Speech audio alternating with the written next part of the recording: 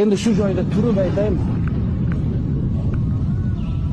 Qaynotani zimmasiga degan mavzuda chiqdimi dardimizda, darsimizda? Tug'ilganda bolani beshigini, bolaga bir qator kiyimini, bir paqir saryog'ini olib keltirayotganlar dalilni qayerdan topib olib keltiryapsiz? Bu gapirish og'ir. Buni aytaymi, aytmaymi deb o'ylanib ham chiqdim. Bugun men yerda men borman, ertaga men bo'shashim ham mumkin. Ammo mas'uliyat zimmamda turganda aytaman, o qaynotasidan narsa olib keltirayotgan o'g'il bolalar. Qani dalilingiz? Nima narsani urfingizga qoldirib ketyapsiz? Nima narsani kirgizyapsiz?